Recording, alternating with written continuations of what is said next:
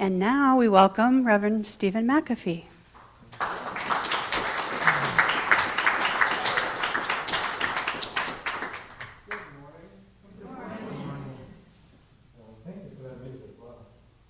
That was great.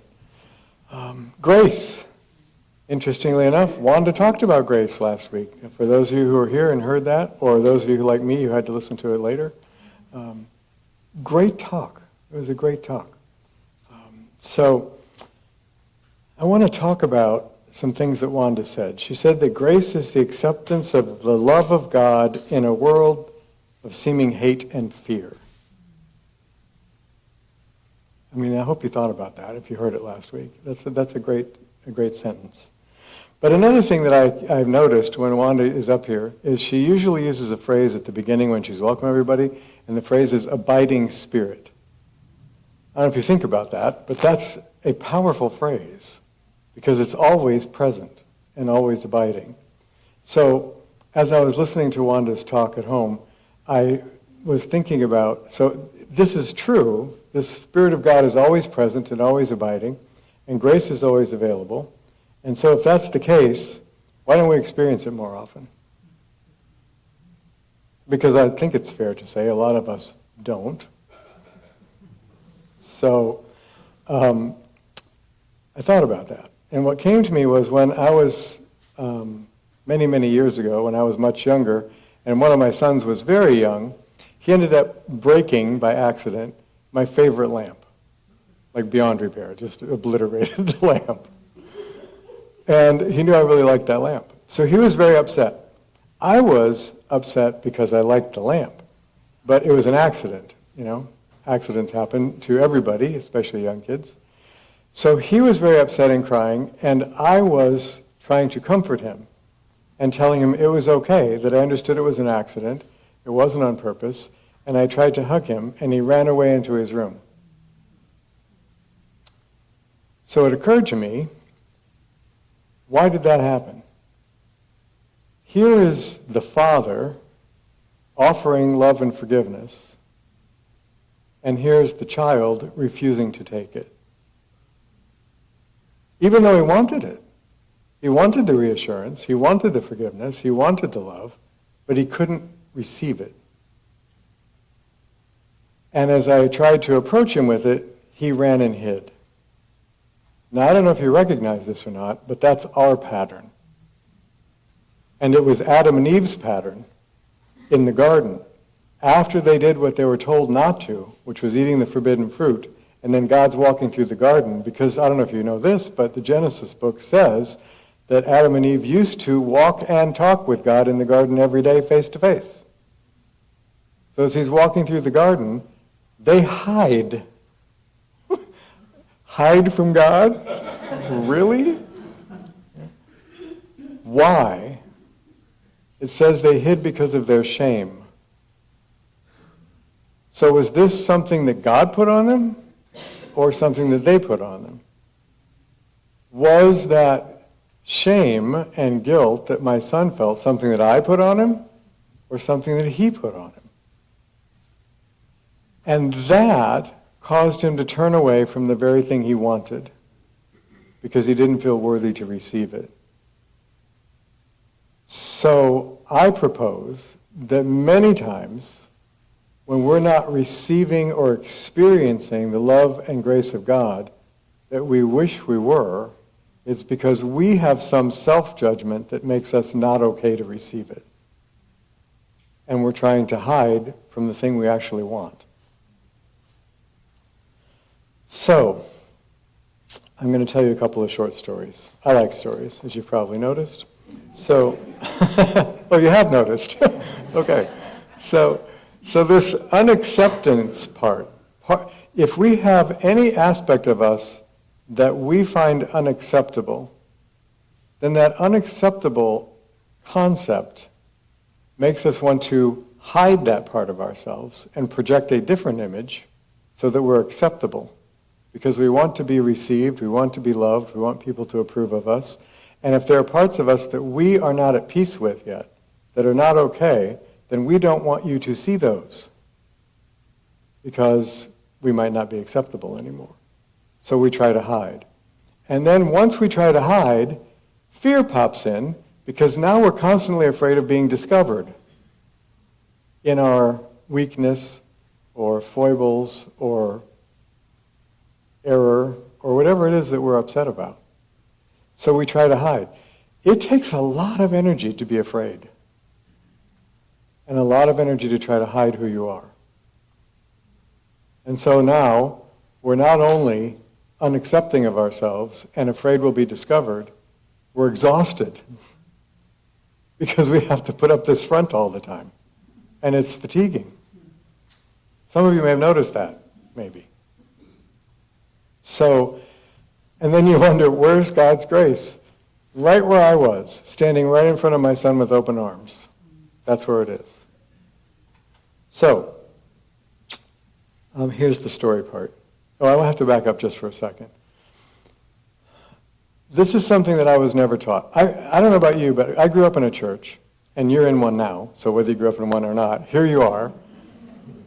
And one of the things I heard all the time was God's will, God's will, God's will. Thy will, not mine, be done. Let God's will be done. What's God's will in this situation? I heard that a lot growing up. What I never heard is, what is his will? I never heard anybody tell me that. I heard them tell me when they thought I wasn't doing it.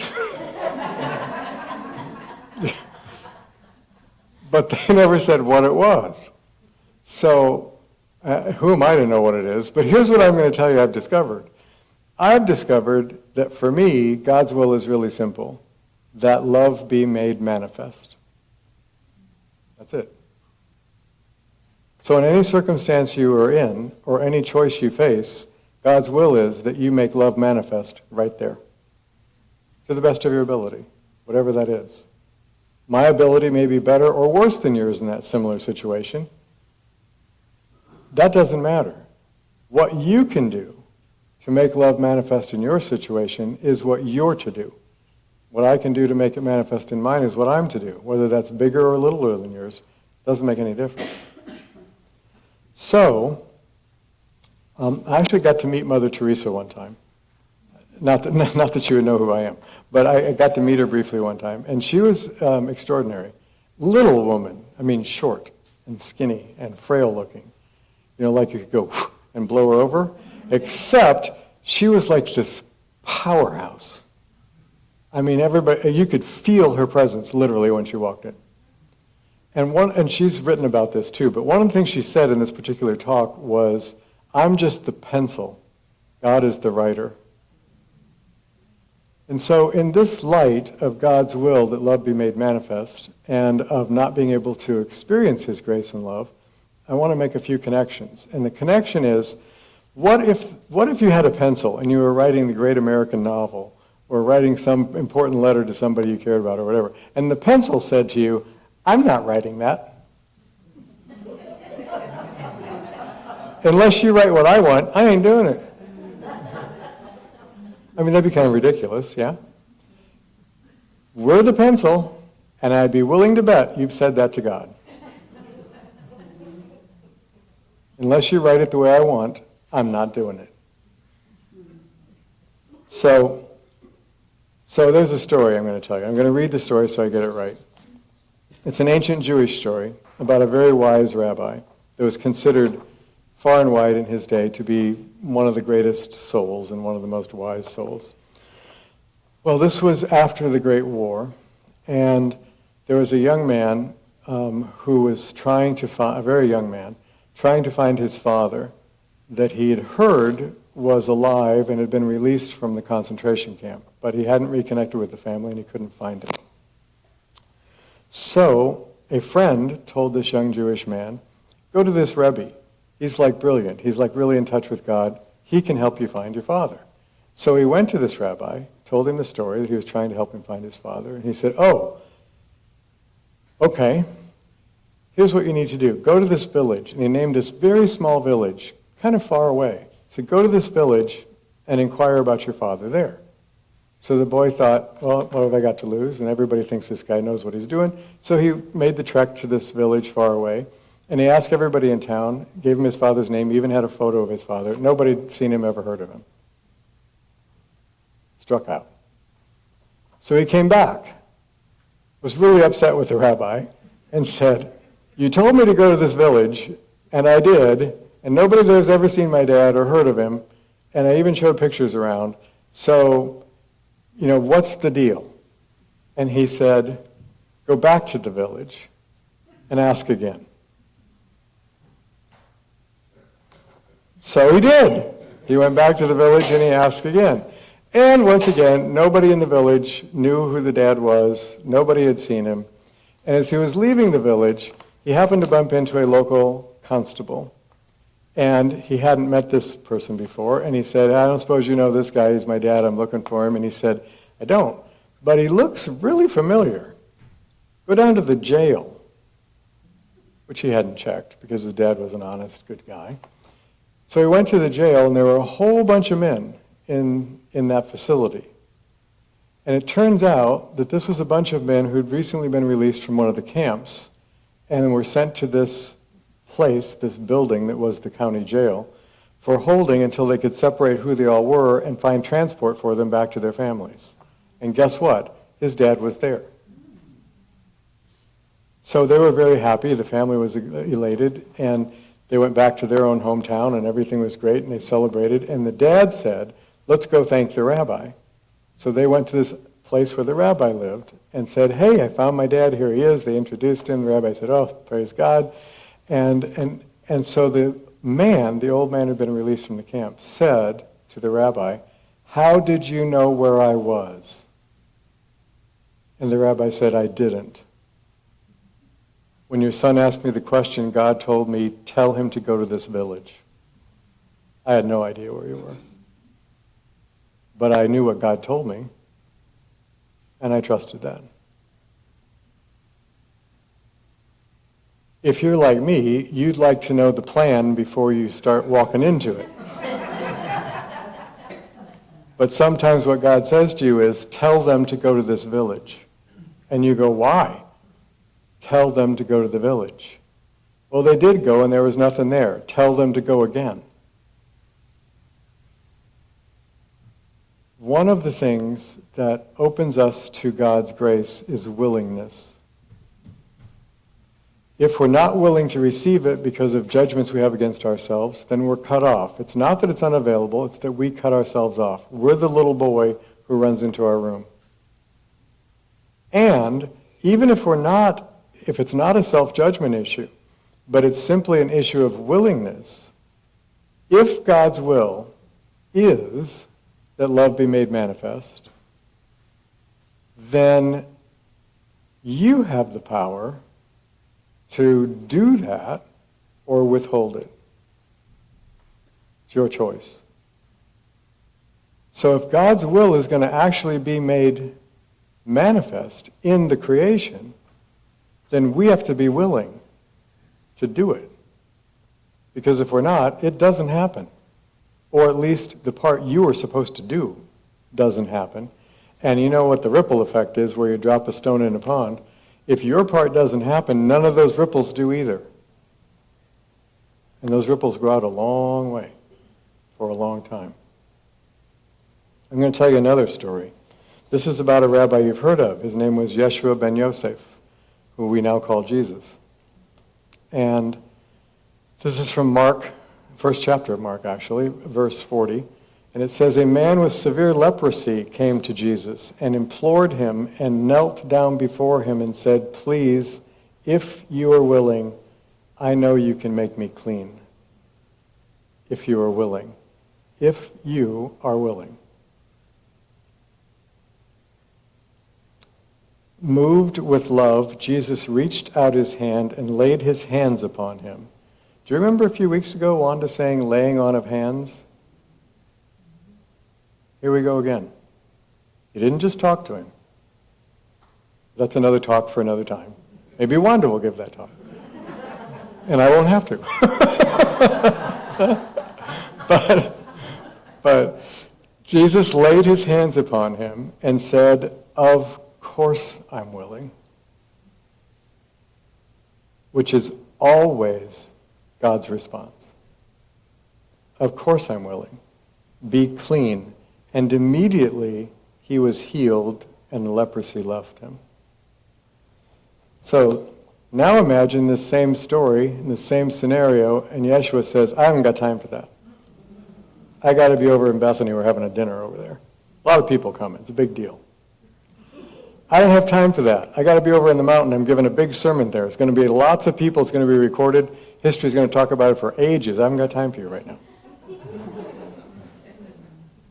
Well, have you ever not done something like that? Yeah. Or what if Yeshua had said, me? What makes you think I can do that? I don't have that kind of power. The rabbi did not know where the man was. What if Yeshua said, I don't have that kind of power? Sorry, can't help you.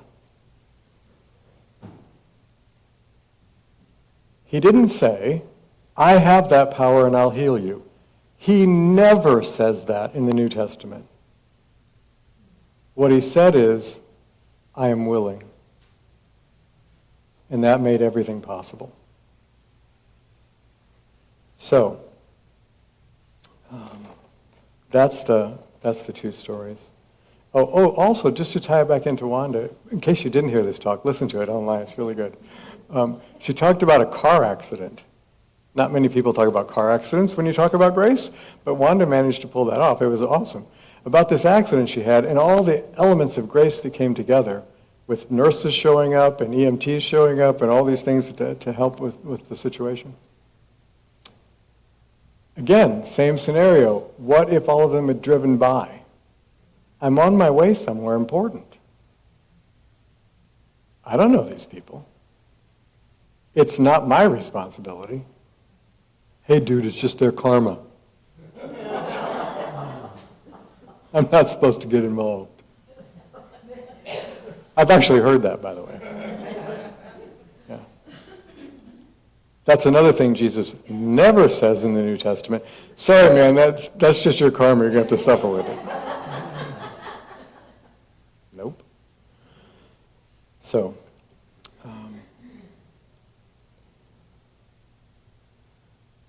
this morning, before you came, you had a choice. You could have stayed in bed. You could have done something else. You could have taken care of some household chores. You could have rested. You could have read your favorite book. Could have watched a TV program. Could have streamed some music. Could have done lots of things. But instead, you were willing to come here. There are people not here this morning who were not willing to show up. They may have had good reason for that.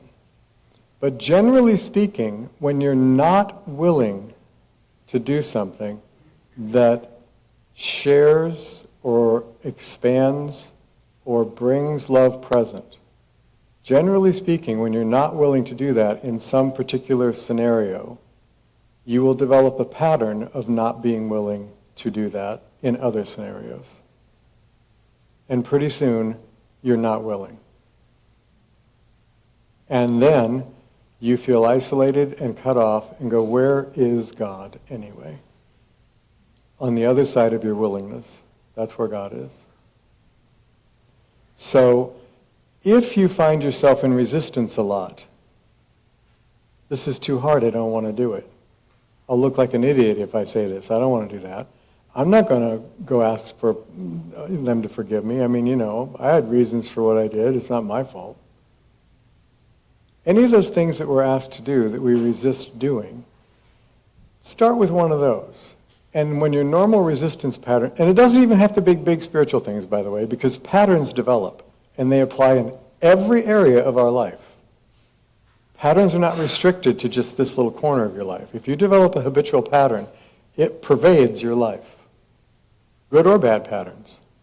So if your pattern is resistance and unwillingness, let's just say, somebody says, hey, Bob, want to go to lunch? And Bob's pattern, it isn't, but let's say Bob's pattern was resistance. He went, no, I don't think so. I've got stuff to do. Or I don't want to.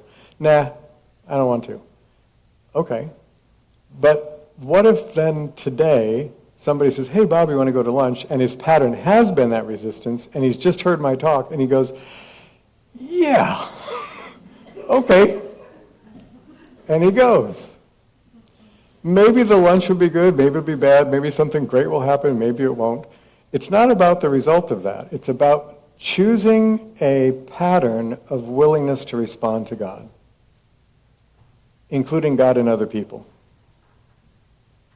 And so, as we develop that willingness to respond, I mean, I'll tell you, this is a secret, so you're not allowed to tell anybody. Number one, it's a two-part secret. Number one, it's fun to be up here and talk with you. It's fun. Number two, it's not pleasant.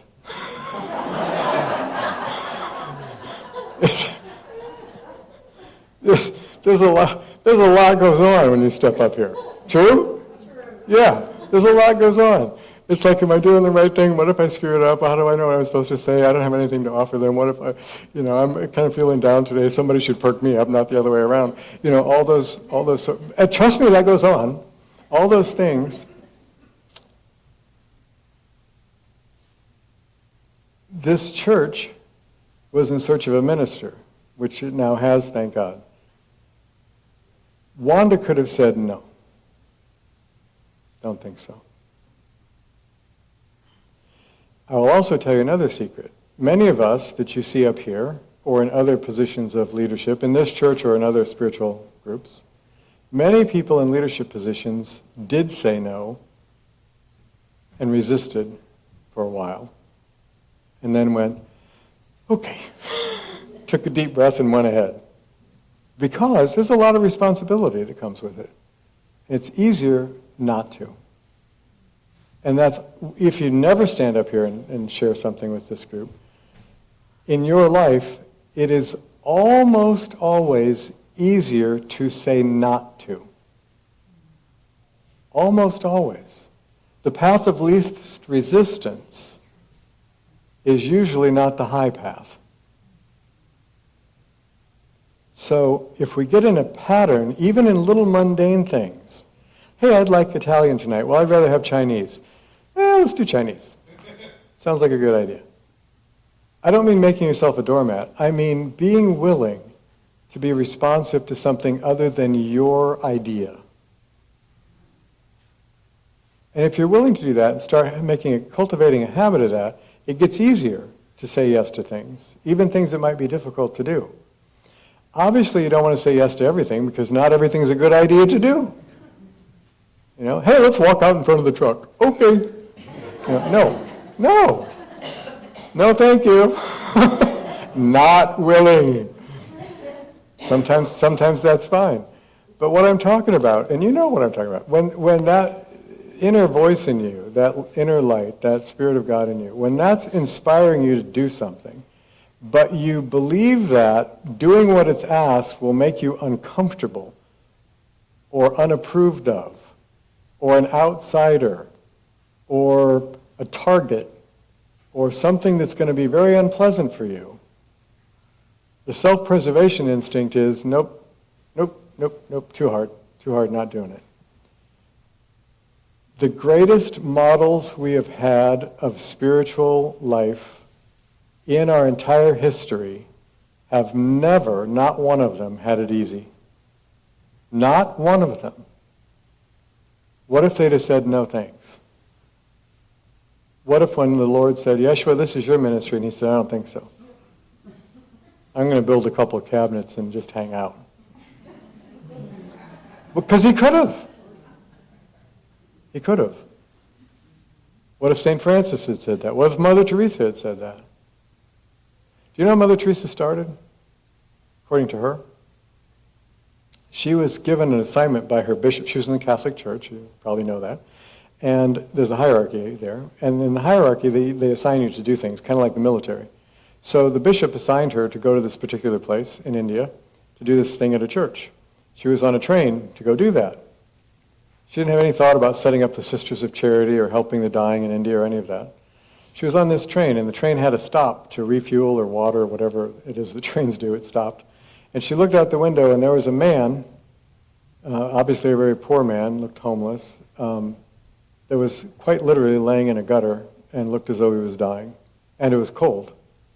And so, as she was sitting there looking at him, she said, I didn't hear this voice, but it was like hearing a voice. It was like, go help him. So she got off the train, took her coat and put her coat over the man, and held his hand while he died.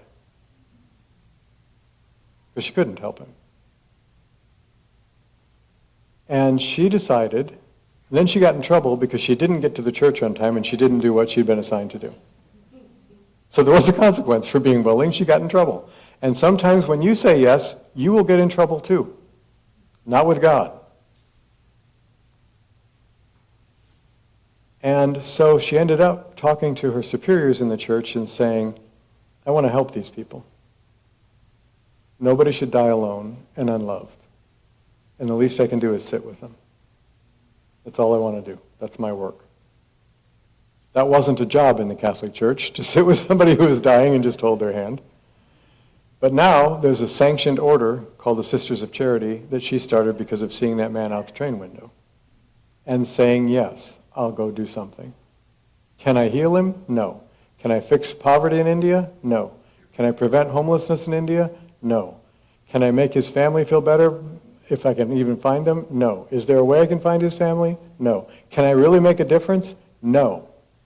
But you know what I can do? I can be with him in his pain. And I can let him know that somebody cares about him.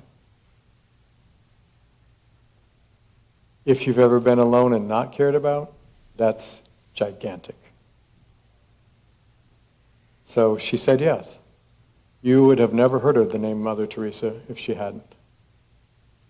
And thousands of people in India would have died alone, which they're not now.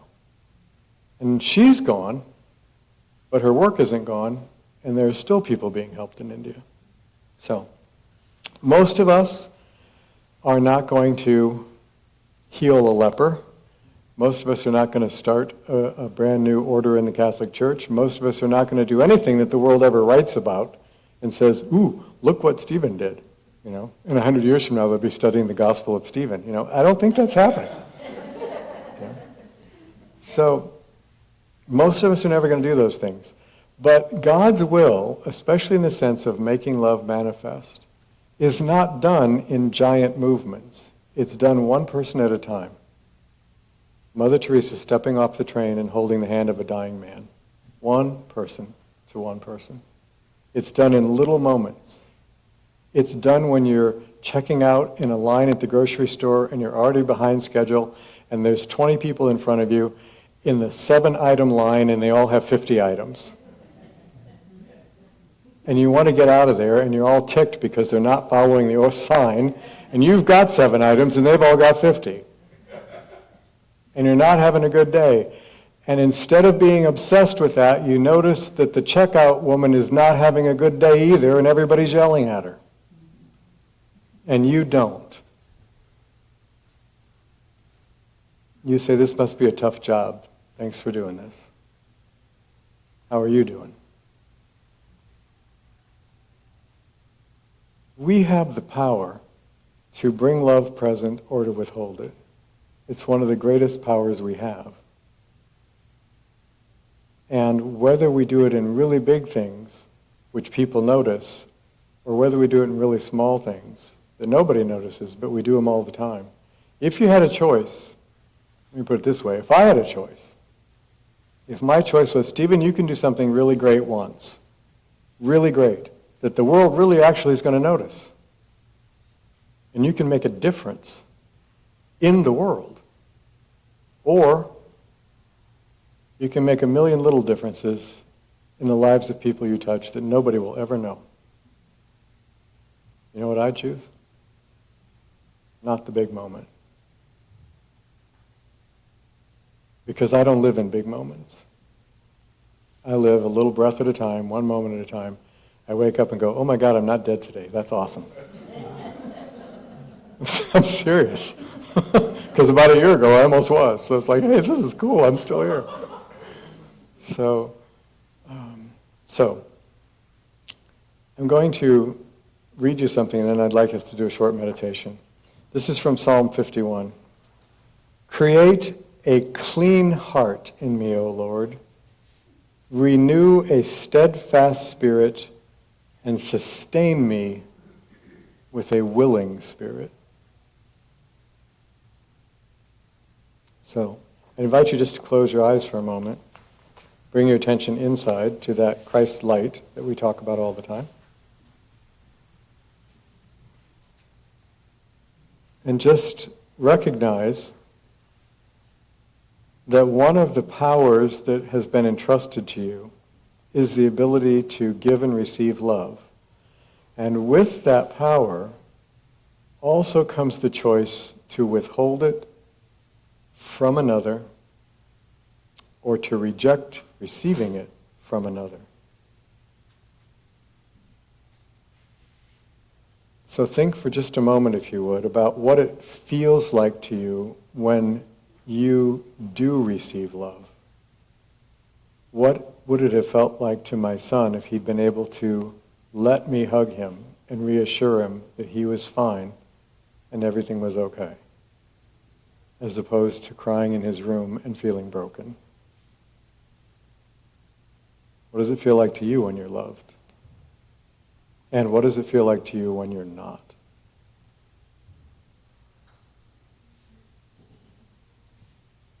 And what is it like for you when you actually give love to someone? How does that make you feel when you're able to really love someone? Whether it's through word or action or a combination. And how do you feel when you're so upset with someone or with life in general that you don't give that love? How does that feel?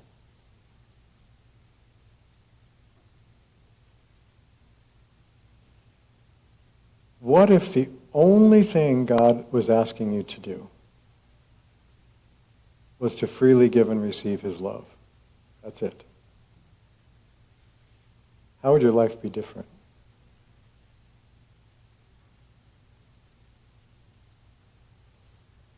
So let's just take this silent moment and ask God this simple question. What would my life be like if I lived the way you created me to live?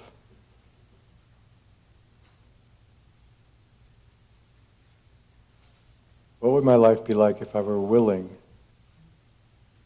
to be loving?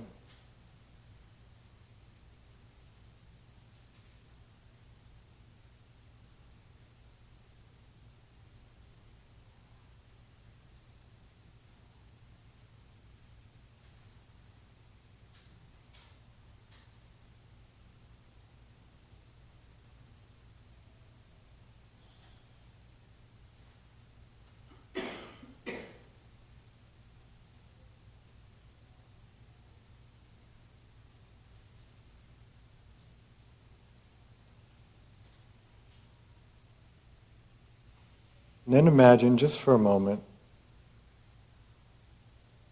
that not unlike the leper in that story, imagine for a moment all the things in your life that are not okay with you. All the things about yourself that you don't feel at peace with. All the things that trouble you about life that you haven't been able to reconcile.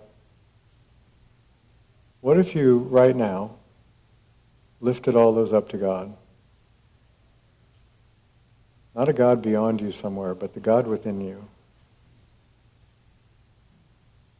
And what if you said, here are all these broken things. I know you can heal them if you are willing. And what if God said to you, right now, of course I am willing.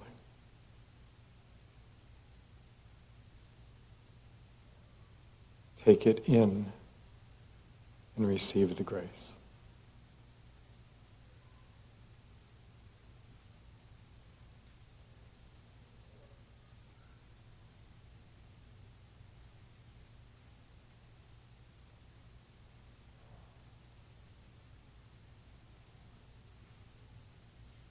So we thank you, Lord, for all the reminders and models and incentives you give us, and giving us second chances hundreds of times, thousands of times, millions of times.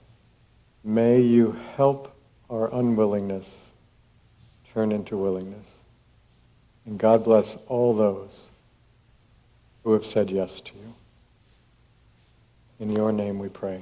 Amen. Thank you.